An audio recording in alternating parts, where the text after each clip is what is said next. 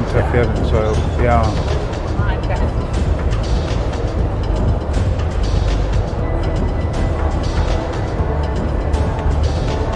Good afternoon, everyone. Welcome to News 24 Ballot Box. My name is Qaanitah, and we're coming to you live from the Results Operations Center of the IEC in Tshwane, which is a hive of activity, I think I can say by now. As results are being reported, there are 28% of votes have so far been counted, and we're getting results on these screens behind me. But I'm joined here this afternoon with News 24 analyst Professor Tinyiko Maluleke. Thank you very much for joining me, as well as News 24 election analyst Dawie Scholtz. Thank you very much for joining me too.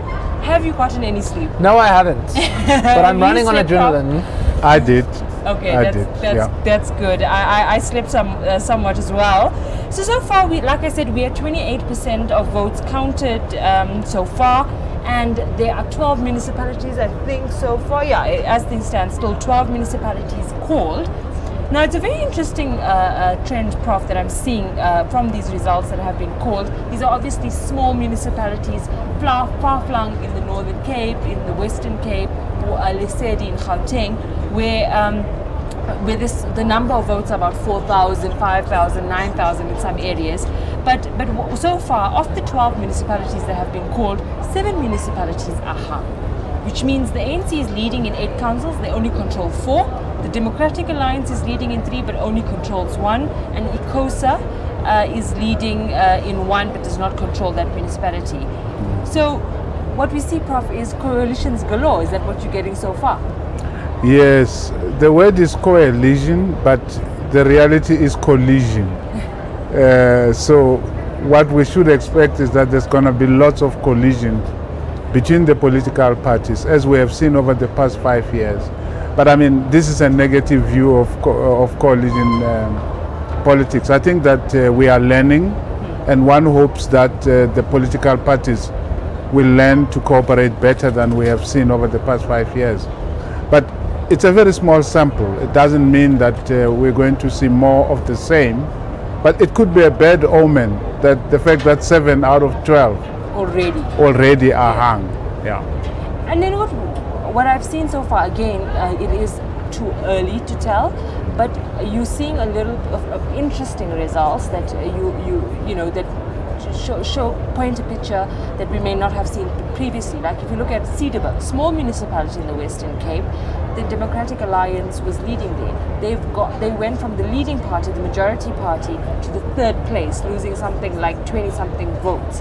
And you see the rise of your civic movements, you know, that type of thing. So I really think it's going to be interesting to see who the 3rd party is in election results per municipality. What do you think about those, you know, the 3rd party position and the role of kingmaker those parties will play? Well, you've already mentioned kingmaker in the same breath, and I think the 3rd biggest party is going to be the kingmaker, will have to be the kingmaker, and is likely to be approached by either of the 2 parties for coalition and cooperation. But there may be cases where the big parties seek to overlook the 3rd biggest party, especially if they've got too many ideological issues with it, to try and cluster a number of smaller parties, as we have seen the ANC have to do in a few places over the past 5 years. But clearly the 3rd biggest party will be an important factor in this case. But you could say the 4th and the 5th will also be important, because maybe you don't want the 3rd biggest party to be your partner, but you can grab the 4th and the 5th. And if they can agree with you, then you form a government. So far, what has been interesting for you, Prof, when you look at the results, or when you track what has happened since yesterday, what is something that you're looking out for? For me, it is the eloquence with which the absent voters have spoken. Right. That for me is a very important thing, because they are not silent, they are very eloquent. And they were eloquent literally, in the sense that they spent the day explaining why they are not going to vote. There were many, many interviews of old and young being asked, why are you not voting? And they were very eloquent about that. But I think the very fact that you might have a majority not voting and a minority voting is a powerful message. It's a message that I have not yet completely decoded, but I think it is one that we should continue to interpret and to decode for ourselves. Many people simply say it's bad for democracy.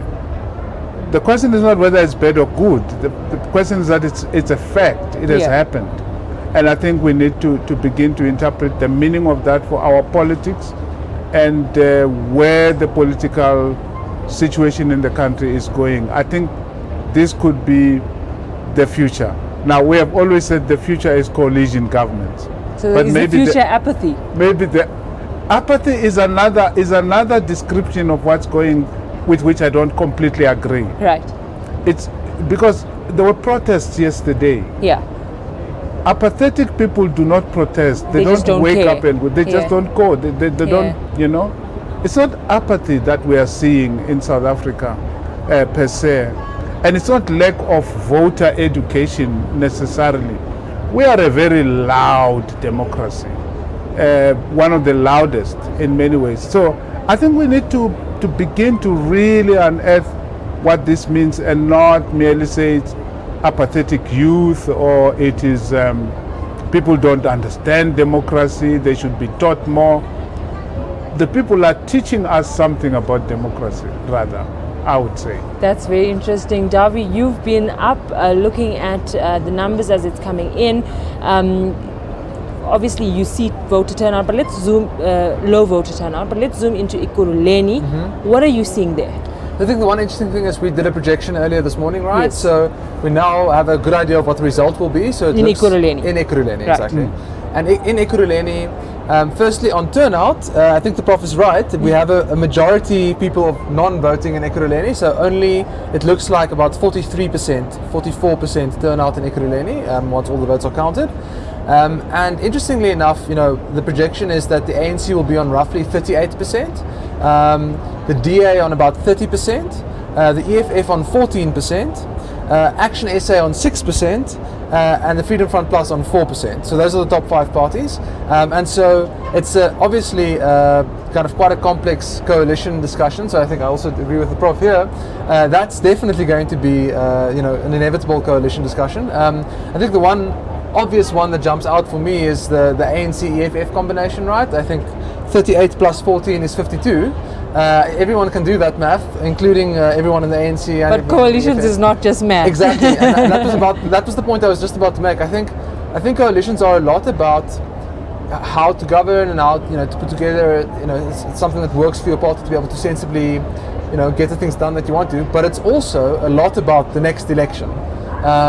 And I often think that the political parties make a lot of political calculations about that, and it will be super interesting to me for a result like this to see how the parties perceive their relative positioning in any of these potential coalitions. Anything surprising from the forecast of Ekurhuleni? There's a couple of things that are a little bit surprising to me. So I think the one thing is, I'll start small and then go up. So so I think on the Freedom Front Plus, what's interesting to me is that the numbers that they're getting are sort of the same and or even a little bit more in some places than 2019. Right. So that is actually quite surprising because John Steenhuisen in the DA has been campaigning hard for a year or two to try to get those guys back, right? And you know, the Freedom Front Plus is still on 4. They were on 1 or something in 2016. That's the problem is not resolved from the DA perspective. That's the one thing. Then I'll talk about Action SA. It's interesting. So we've said 6%, right? And it's about the same in the township, same in the suburbs, you know, roughly everywhere. That's less than in Johannesburg. So we haven't done a Johannesburg projection yet. We'll talk about Johannesburg When are we later. getting that? Later this afternoon, hopefully. We'll see. Right. It depends on whether the IEC gives us more data, but it's quite markedly less than Johannesburg. So I think that's interesting. It's maybe not surprising. I think we know Mashaba has got a very strong brand in Johannesburg, but it's less than Joburg, which is interesting. And then, you know, the next one up is then the Freedom Front Plus, not the Freedom Front, the EFF. And they've campaigned hard in Ekurhuleni. Very hard, you know, closing rally in Katlehong, like really strong presence in Ekurhuleni. And you know, they've grown a lot, eh? So I think they started in 2016, okay, not that much, with 11, projecting for 14. So a little bit more, but quite a lot of growth in certain pockets in Ekurhuleni. So in some of the townships growing a lot, particularly with the end of the rally in Katlehong, a really, really strong result for them. And the DA kind of almost replicating the result it got in 2016, maybe just a little bit less because of basically the Freedom Front Plus effect. And everyone having taken a little bit away from the ANC coming down a lot. I think for me it is a surprise how low they are. So what was 2016? 48 For and now ANC. for ANC. So and now you're projecting it 38. 38. So it's minus 10.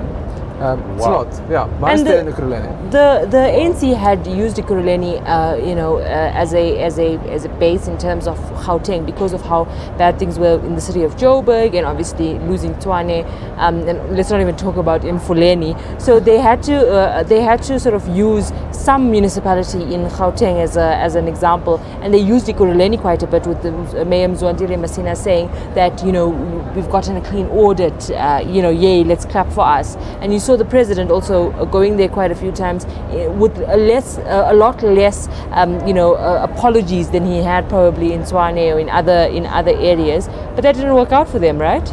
It looks like it's not working out for them in Ekurhuleni either. So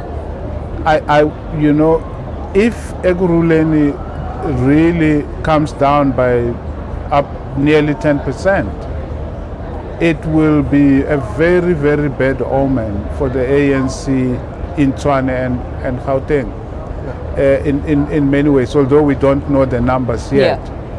Because Ekurhuleni was supposed to be not unreachable for the ANC. They haven't really done badly, except that there were issues between the mayor and the president from time to time, as you know. And maybe some of those vibes permeated. Because the mayor has been a very strong supporter of Zuma. And in terms of ANC factions, maybe that is coming back to hurt the ANC a little bit there. But the fact is that service delivery was poor in Ekurhuleni, in most of Ekurhuleni, just like at Mfuleni, which you said we shouldn't talk about yet. But let's talk about Nelson Mandela Bay, because you were going to make an interesting projection now. Yes. So I'm happy to break on air. I don't know if the guys behind the room have tweeted the article already, but we've now completed our projection for Nelson Mandela Bay as well. And I think we have a kind of result in mind. So it looks like the DA will be the largest party at 42%. And what were they in 2016? They were 47, so they're down 5. I want to also talk about, before you continue, just to keep this in the back of your mind, about the DA where they're in the majority, their majorities have lessened, even in the municipalities where they are leading. But continue. Exactly. No, and let me expand on that for just one moment. I think a very good point. I think this morning we projected Cape Town for 58 for them, right? Yes. Minus 8, right? Because they were 66. Just said 42 in Nelson Mandela Bay, came down from 47, minus 5. Yes. I just spoke about Ekurhuleni, said DA at 30%, they were 34, minus 4. So it will be interesting. Tshwane and Joburg is to come, and I think similar trends, but we'll discuss later. And the question is, where is it coming from, right? It's coming primarily from voters going to the Freedom Front Plus. Some of the DA's black vote going to Action SA, because remember they actually got quite a lot of black support in 2016, which has powered them a little bit in some of these areas, and also in the northern suburbs, particularly of Nelson Mandela Bay, a really interesting dispersion of their support in the coloured community, going to lots of different places. So the Good Party getting a little bit, ACDP getting a bit, the Patriotic Alliance, there's a party called the AIM, it's a local party getting a lot. So, but anyway, let me finish the projection number. So 42 for the DA, 40 for the ANC, 7 for the EFF, and then get this, 1 for Good, 1 for UDM, 1 for Freedom Front Plus, 1 for ACDP, and 1 for Patriotic Alliance. So it's going to be a chaotic coalition discussion in Nelson Mandela Bay, either way. And I mean, the DA put a lot of emphasis on that. Helen Ziller, the DA federal chair, moved to Nelson Mandela Bay almost to just, and her main message was, don't vote for small parties. Not vote for the DA, don't vote for small parties. That was almost very marked, very interesting, Prof. How the DA tried to sort of move their message away from this is what, their simple message that the DA governs better to, if you vote for small parties, then, it's going to be wasted. What do you make of that, Professor? It was a a campaign strategy, obviously, for the DA. Vote. Basically, the message was, it's between us and the ANC. And was that correct? Technically, it is correct, but politically, it's incorrect. Right. It's incorrect because you are saying to the smaller parties, you don't matter, yet you want their support, as it were. So you can't tell people that they don't matter in the bigger political scheme of things and then ask them to vote for you, because there's a contradiction in that message. It's a strategy. It has worked for the DA for a long, long time, because they are saying there are only two bulls in this crawl. Yeah. It's the ANC and us. Do you love the ANC? We don't think you do, so you better love us. But what these numbers are telling us is that just because people don't love the ANC does not mean they love the DA, which is why the DA is also coming down. I'm also wondering whether the low voter turnout has also not hurt the DA, because the assumption until now is that the low voter turnout hurts the ANC, which is largely true. But is it always true in every instance, in every ward, in every district? I doubt. I think the low turnout is going to hurt everyone eventually, and it's already showing. Can I say something about that? Yes. So I actually agree with the Prof. So the voter turnout, yes, it's helped the DA, but what's interesting is in the suburban areas where the DA usually does very well and where it drives a lot of its vote, turnout was good and beneficial to the DA, but not fantastic. There's a lot of voters out there who knew about the election, who knew how badly the DA needed their votes, who didn't go out and vote. And I think that the party will do some soul searching about why it couldn't get those voters out. In the suburban areas in Nelson Mandela Bay, turnout was 54% in this local government election. In the last election, it was 75%. So in the suburban areas in Nelson Mandela Bay. So to go from 75 to 54, that's way down. Right. And I think the DA should ask itself, why did those voters not go vote? And I agree. They could have done much better. Well, you see, I think Herman Mashaba's party, in a way, put their finger on it when they had this placard, as YLF, hartful met politiek. Something. Even though they're a political party. But there's a lot of people out there who are heartful with politics. Absolutely. Black, white, suburban, townships, who simply did not turn up. Some, registered, and many did not even bother to register. Some went away on holiday this weekend. Just not official numbers, but they're around 12.1 million voters processed through the VMDs. Yeah. So we're looking at about 13 million. What do we make of that overall preliminary figure in terms of voter turnout? So 12.1 would be an interesting number, because that would imply under 50%, right? That sounds, if I do the math quickly in my mind, that's 12.1 divided by 26, because we know 26 million. Yeah. Is that the projection? It's like 45. Yeah, I think IEC is saying 12.1 million. I didn't know that, but it sounds like 45%, 46, 47%. Turnout. And that's shocking, right? It's low. It would be the lowest ever. It's maybe not shocking because we have had 48% before. Okay. So I think, last night we were entertaining a discussion about 34% turnout and 35% turnout when the IEC was releasing the figures, and it's come in a little bit heavier. So, frankly, as anticipated. But it's low, but I don't think it is completely shocking if it's 45, 46%. For me, the important thing about this is that the number of those who did not turn up is higher than those who came.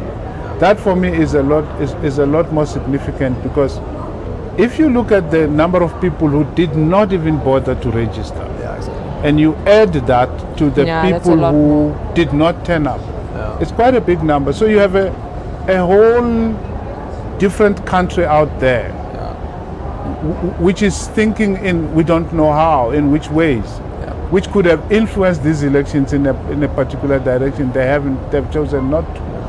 And the numbers you just gave is 14 million people didn't vote, who are registered to vote. We know there's another 14 million people who are eligible but not registered.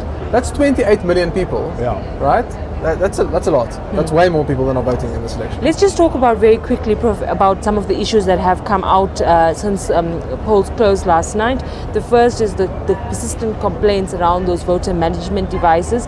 The IEC is saying, defending those devices, we needed it. The zip machines, were antiquated, and this is a step in the direction for one-day electronic voting. They also spent 600 million rand on it.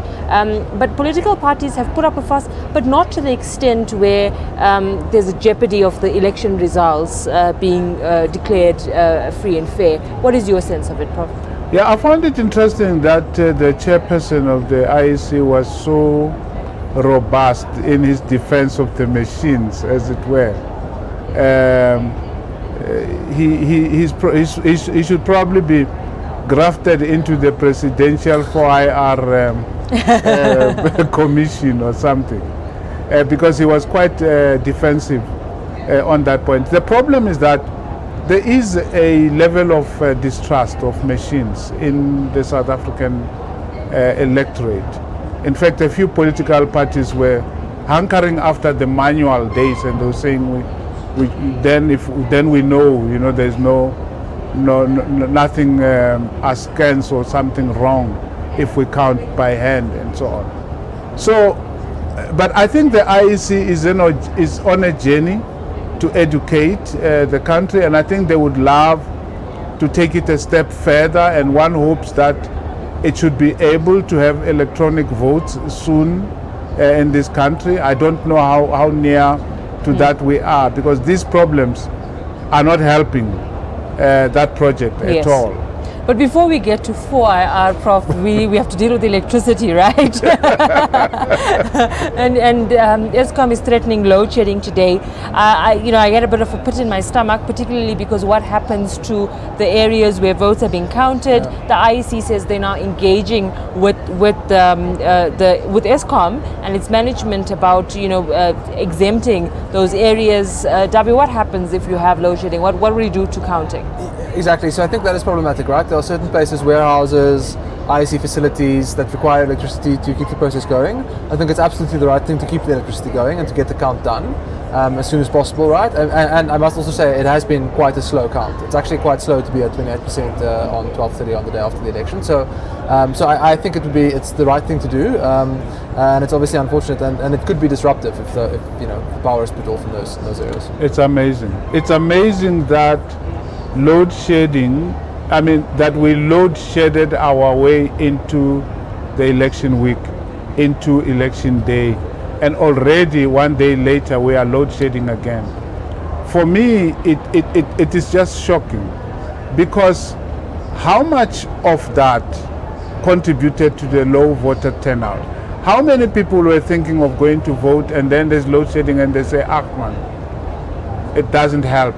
We saw that in Tshwane, where President Cyril Ramaphosa cast his ballot. Yeah. The main issue there, and the ANC says our opponent in Soweto was Eskom because of the outages. Yeah, so I think load shedding has contributed a lot to the low turnout, and to the general lowering of morale among South Africans. And it seems to me that it's here to stay for a long, long time. I don't think they know what to do anymore, those people running Eskom. I think they've run out of ideas, and so has the ANC. So how do you go to the electorate and say, vote for me, when there is evidence in the faces of people that you don't know what you are doing? You can't solve the one single biggest problem in this country for the economy and for every individual. This is something that all of us, every South African you meet in the road, needs electricity. Yeah.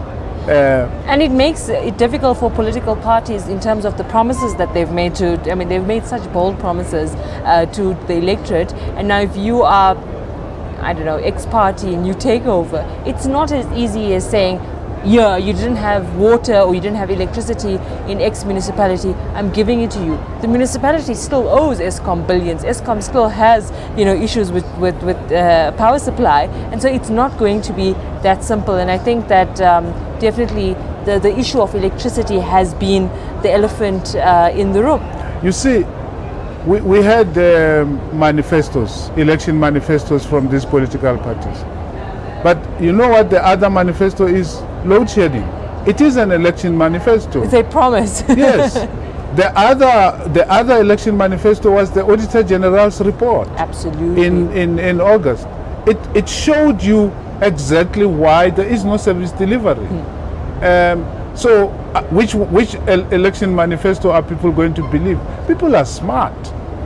They have seen the other election manifestos and they have reacted to these manifestos more than the actual manifestos that the political parties have put out. All right, as we wrap up, Dawie, what are you looking at the rest of the day? We're going to project Johannesburg and Tshwane this afternoon. I am very keen and excited to see what's going to happen there. And then honestly, I'm very curious to see how and when the politicians start engaging in coalition discussions. I think it's going to be a really interesting topic. All right, thank you very much for joining us, Professor Tinyiko Maluleke and Dawie. I should have said Professor. No. I think the lack of sleep is getting to me. But thank you very much for joining us. We will be live again at 6:30 this evening, where we bring you an update and probably more election forecasts as we get a greater picture at that time what the results look like. Thank you very much for joining, and we'll see you at 6:30.